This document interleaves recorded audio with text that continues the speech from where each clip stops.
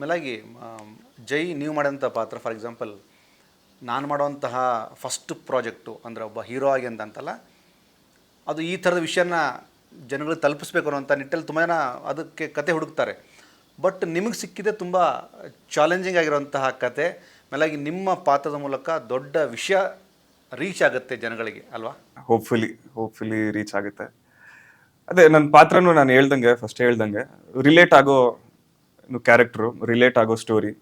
ಇವಾಗ ನಾನು ರೀಸೆಂಟಾಗಿ ಏನಂದ್ರೆ ಆನ್ಲೈನ್ ಗೇಮಿಂಗ್ ವರ್ಲ್ಡೇ ಬೇರೆ, ರಿಯಲ್ ವರ್ಲ್ಡೇ ಬೇರೆ. ನಾನು ರೀಸೆಂಟ್ ಅಲ್ಲ ಒಂದು ಸ್ವಲ್ಪ ತಿಂಗಳಾಯ್ತು ಅನ್ಸುತ್ತೆ, ಒಬ್ರು ಅಜ್ಜಿನೋ ಯಾರೋ ಅವ್ರ ಮೊಮ್ಮಗಾಗೆ ಅವ್ನು ಪಬ್ಜಿ ಆಡ್ತಾ ಇದ್ದ, ಏನೋ ಡಿಸ್ಟರ್ಬ್ ಮಾಡಿದ್ರು ಅಂತ ಅವ್ರ ಅಜ್ಜಿನೂ ಬಿಡ್ಲಿಲ್ಲ, ಅವ್ರ ಅಜ್ಜಿನೇ ಸಾಯಿಸ್ಬಿಟ್ಟ. ಹೌದು ಹೌದು, ಎಸ್ ಎಸ್. ಸೊ ಅಷ್ಟು ಮುಳುಗೋಗ್ಬಿಟ್ಟಿದ್ದಾರೆ ಇವಾಗ. ಮೇ ಬಿ ಅವ್ರಿಗೆ ಗೊತ್ತಾಗ್ತಾ ಇಲ್ಲ ಅನ್ಸುತ್ತೆ ಡಿಫ್ರೆನ್ಶಿಯೇಟ್ ಮಾಡೋಕ್ಕೆ, ಆನ್ಲೈನ್ ವರ್ಲ್ಡೇ ಬೇರೆ, ರಿಯಲ್ ವರ್ಲ್ಡೇ ಬೇರೆ. ಸೊ ಅಷ್ಟು ಇಂಟೆನ್ಸ್ ಆಗಿದೆ ಇವಾಗ. ಸೊ ಅದಕ್ಕೆ ಸೊ ನಾನು ಆ ಥರ ಕ್ಯಾರೆಕ್ಟರ್ ಪ್ಲೇ ಮಾಡ್ತಾ ಇರೋದು it's a blessing for me. I am trying to ಒಂದು ಅವೇರ್ನೆಸ್ ಕ್ರಿಯೇಟ್ ಮಾಡೋಕ್ಕೆ ಟ್ರೈ ಮಾಡ್ತಾ ಇದ್ದೀನಿ. ಒಂದು ಆಪರ್ಚುನಿಟಿ ಸಿಕ್ಕಿದೆ ನನಗೆ ಒಂದು ಅವೇರ್ನೆಸ್ ಕ್ರಿಯೇಟ್ ಮಾಡೋಕ್ಕೆ ಅಂತ ಅನ್ಕೊಂಡಿದ್ದೀನಿ. ಇಲ್ಲ, ತುಂಬ ವ್ಯಾಲಿಡ್ ಪಾಯಿಂಟ್ ಹೇಳಿದ್ದು. ಅಂದರೆ ಸಿನಿಮಾ ಅನ್ನುವಂಥದ್ದು 2 hours 3 hours ಹೋಗಿ ಬರೀ ನೋಡ್ಕೊಂಡು ಬರೋದಲ್ಲ, ನೋಡಿದ ನಂತರ ಅದು ಒಂದಷ್ಟು ಜನಕ್ಕೆ ಬದಲಾವಣೆಯನ್ನು ತರಬೇಕು.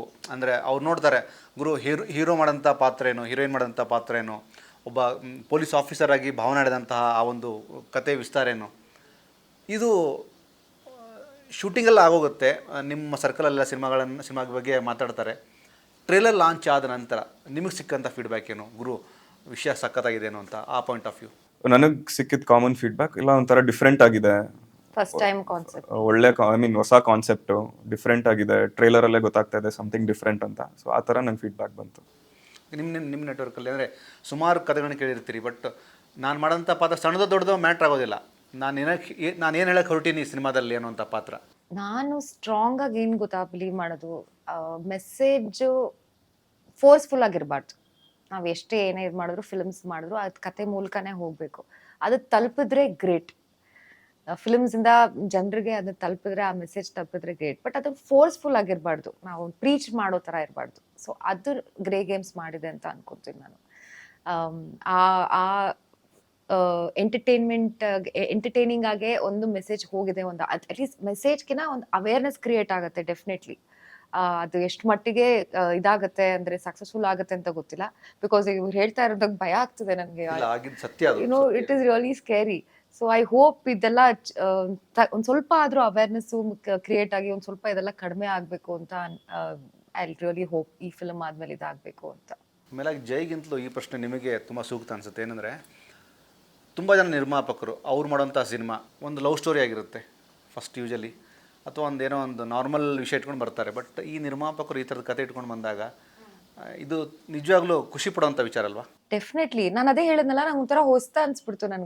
ನನಗೆ ಗೊತ್ತಿರಲಿಲ್ಲ ಅಲ್ಲ ಈ ತರ ಕ್ರೈಮ್ಸ್ ಎಲ್ಲ ಆಗತ್ತೆ, this metaverse world, all these things ನನಗೆ ಏನು ಗೊತ್ತಿಲ್ಲ. ನಾನು ಗೇಮ್ಸ್ ಎಲ್ಲ ಎಲ್ಲಿ ಆಡ್ತೀನಿ ನಾನು.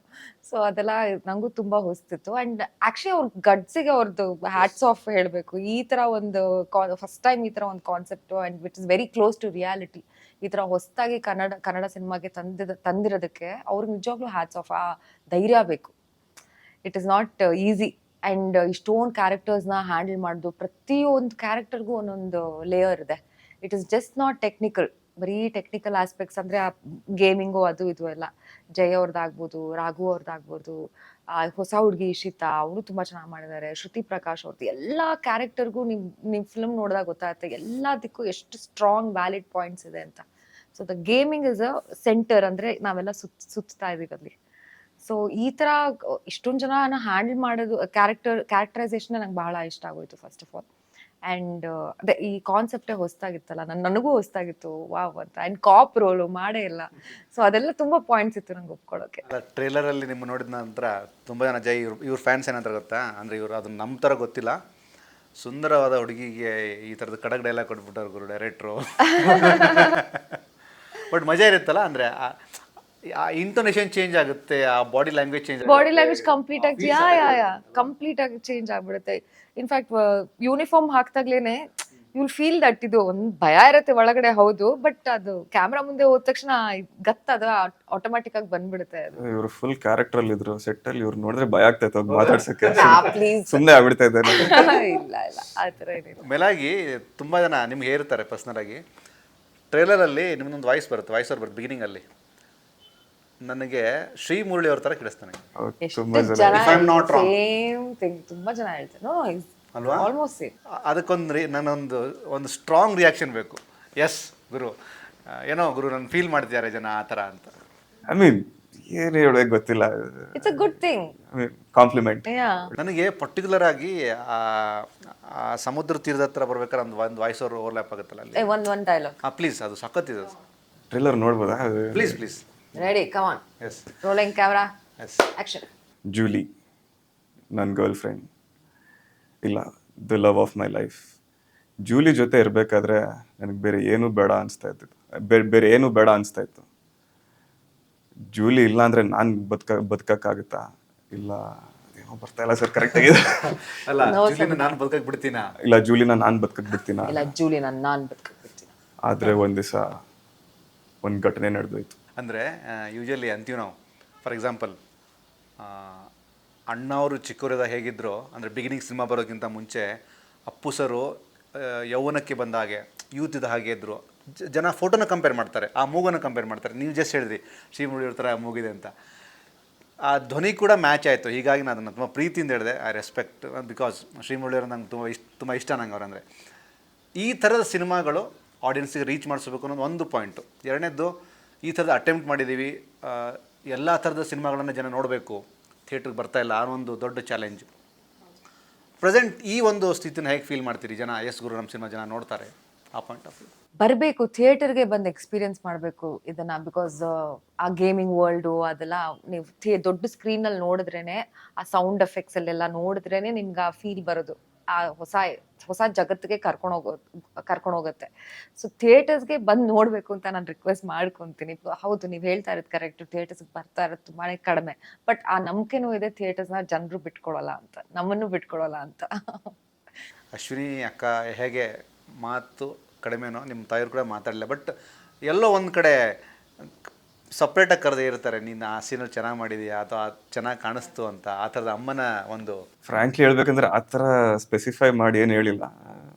ಓವರ್ ಆಲ್ ಹೇಳಿದ್ರು, ಇಲ್ಲ ತುಂಬ ಚೆನ್ನಾಗಿ ಮಾಡಿದೆ, ನನಗೂ ಗೊತ್ತಿರಲಿಲ್ಲ ನಾನು ಇಷ್ಟು ಚೆನ್ನಾಗಿ ಮಾಡಿ. ಯಾಕಂದರೆ ನಾನು ಏನೂ ತೋರಿಸಿರ್ಲಿಲ್ಲ ಮನೇಲಿ, ನೀವು ಬನ್ನಿ ನೀವು ಡೈರೆಕ್ಟಾಗಿ ನೋಡಿ ಅಂತ ನಾನು ಏನೂ ತೋರಿಸಿರ್ಲಿಲ್ಲ. ಸೊ ನೋಡಿದ್ಮೇಲೆ ಅವ್ರು ಅಂದರು, ಇಲ್ಲ ನನಗೆ ನಿಜ ಗೊತ್ತಿರಲಿಲ್ಲ ನೀನು ಈ ಥರ ಮಾಡಿಸ್ತೀಯಾ ಅಂತ, ಖುಷಿ ಆಗ್ತಾಯಿದೆ ನನಗೆ, ಚೆನ್ನಾಗಿ ಮಾಡಿದ್ಯಾ ಅಂತ ಹೇಳಿದ್ರು. ಎಸ್, ಮೇ 10ಕ್ಕೆ ರಾಜ್ಯಾದ್ಯಂತ ಬರ್ತಾ ಇದ್ದೀರಿ. ಸಿನಿಮಾನ ಪ್ರೀತಿಸುವಂತಹ ಹಾಗೂ ನಿಮ್ಮ ನೆಟ್ವರ್ಕ್ ಇರುತ್ತೆ ಒಂದು, ಗುರು ನಮ್ಮ ಹುಡುಗ ನಮ್ಮ ಭಾವನ ಆ್ಯಕ್ಟ್ ಮಾಡಿದ್ದಾರೆ, ಸಿನಿಮಾ ನೋಡಬೇಕು, ಆ ಥರದ ತುಂಬ ಶುದ್ಧವಾದಂಥ ಪ್ರೀತಿ ಇರುವಂತಹ ಆಡಿಯನ್ಸಿಗೆ, ನಿಮ್ಮನ್ನು ಪ್ರೀತಿಸೋರಿಗೆ ಭಾವನಾನೇ ಹೇಳ್ತೀರಿ, ನೀವೇನು ಹೇಳ್ತೀರಾ? ಪ್ಲೀಸ್ ದಯವಿಟ್ಟು ಥಿಯೇಟ್ರಿಗೆ ಬನ್ನಿ. ಥಿಯೇಟ್ರಿಗೆ ಬಂದು ನೀವು ಸಪೋರ್ಟ್ ಮಾಡಿದ್ರೆ ಈ ಥರ ಒಳ್ಳೊಳ್ಳೆ ಈ ಥರ ಸಿನಿಮಾಗಳು ಬರ್ತವೆ, ಒಳ್ಳೊಳ್ಳೆ ಹೊಸ ಕಾನ್ಸೆಪ್ಟ್ ಸಿನಿಮಾಗಳು ಬರ್ತವೆ. ಪ್ಲೀಸ್ ಥಿಯೇಟ್ರಿಗೆ ಬನ್ನಿ, ನಮ್ಮನ್ನ ಸಪೋರ್ಟ್ ಮಾಡಿ, ಬ್ಲೆಸ್ ಮಾಡಿ. ಮೇ 10ನೇ ತಾರೀಕು ರಿಲೀಸ್ ಆಗ್ತದೆ ನಮ್ಮ ಚಿತ್ರ ಗ್ರೇ ಗೇಮ್ಸ್. ಒಂದು ವಿಭಿನ್ನ ಪ್ರಯತ್ನ, ಅದಕ್ಕೆ ನೀವೆಲ್ಲ ಸಪೋರ್ಟ್ ಮಾಡಿ. ನಾವು ಮಾಡಾಗಿದೆ, ಮಾತಾಡುವಾಗಿದೆ. ನಾವು ಹೆಚ್ಚಿಗೆ ಮಾತಾಡೋದ್ ಬದಲು ನೀವು ಫಿಲ್ಮ್ ಬಂದು ನೋಡಿದ್ರೆ ನಮ್ಗೆ ಖುಷಿ ಆಗುತ್ತೆ. ನಿಮಗೆ ಗೊತ್ತಾಗತ್ತೆ ಯಾಕೆ ಹೇಳ್ತಾ ಇದೀವಿ ಥಿಯೇಟರ್ಸಿಗೆ ಬಂದು ನೋಡಿ ಅಂತ. ಇನ್ನು ನಿಮ್ಮ ಮಡ್ಲಿಗೆ ಇಡ್ತಾ ಇದ್ದೀವಿ ಸಿನಿಮಾನ, ನೀವೇ ಗೆಲ್ಲಿಸ್ಬೇಕು. Thank you so much Bhavana, thank you so much. Thank you sir, thank you so much. ತುಂಬ ವಿಭಿನ್ನವಾದಂಥ ಪ್ರಯತ್ನದೊಂದಿಗೆ, ಅಂದರೆ ಯೂಶಲಿ ಸಿನಿಮಾಗಳನ್ನು ಮಾಡಿ ಎಷ್ಟೋ ಜನ ಗುರು ನಾವೇನಾಗುತ್ತೀವಿ ಅಂದರೆ ಆ ಒಂದು ಭಯದಲ್ಲಿರ್ತಾರೆ. ಬಟ್ ಈ ಥರ ಸಿನಿಮಾ ಮಾಡಿ ಗುರು ಒಳ್ಳೆಯ ಸಿನಿಮಾ ಜೊತೆಗೆ ಬರ್ತಾ ಇದ್ದೀವಿ, ನೀವು ನಮ್ಮ ಸಪೋರ್ಟ್ ಮಾಡಿ ಅಂತ ನೇರವಾಗಿ ಕೇಳ್ಕೊಂಡಿದ್ದೀರಿ. ಜೊತೆಗೆ ನಿಮ್ಮ ಹಿಂದೆ ದೊಡ್ಡ ಶಕ್ತಿ ಇದೆ, ಭಾವನಾ ಹಿಂದೆ 15 ವರ್ಷದ ಶ್ರಮ ಇದೆ, ತುಂಬ ಒಳ್ಳೊಳ್ಳೆ ಸಿನಿಮಾಗಳನ್ನ ಮಾಡೋದಂಥವ್ರು, ಎಲ್ಲ ಭಾಷೆಯಲ್ಲಿ ಮಿಂಚಿದಂಥವ್ರು. ನಿಮ್ಮ ರೀಸೆಂಟ್ ಯಾವುದೊಂದು ವೆಬ್ ಸೀರೀಸ್ ಬಗ್ಗೆ ಹೇಳಿದ್ರಿ, ಅದೊಂಚೂರು ಮೆನ್ಷನ್ ಮಾಡಿಬಿಡಿ, ಯಾವುದಂತ? Dharavi bank. Dharavi bank. Yes Bhavana, ಖಂಡಿತವಾಗಿ ನೋಡ್ತೀವಿ. ಆ್ಯಂಡ್ ನಿಮ್ಮೆಲ್ರಿಗೂ ಕನ್ನಡ ಪಿಕ್ಚರ್ ಕಡೆಯಿಂದ all the very best. Thank you so much. Thank you so much. ಇದಿಷ್ಟು ಗ್ರೇ ಗೇಮ್ಸ್ ಚಿತ್ರದ ಜೈ ಮತ್ತು ಭಾವನಾ ಅವ್ರ ಮಾತು. ಸಿನಿಮಾ ಮೇ 10ಕ್ಕೆ ರಾಜ್ಯಾದ್ಯಂತ ಬಿಡುಗಡೆ ಆಗ್ತದೆ. ಸಿನಿಮಾನ ಯಾವುದೇ ಕಾರಣಕ್ಕೂ ತಪ್ಪದೆ ಚಿತ್ರಮಂದಿರಕ್ಕೆ ಹೋಗಿ ನೋಡಿ, ಪೈರಸಿ ಕಾಪಿ ಬೇಡ. Thank you so much.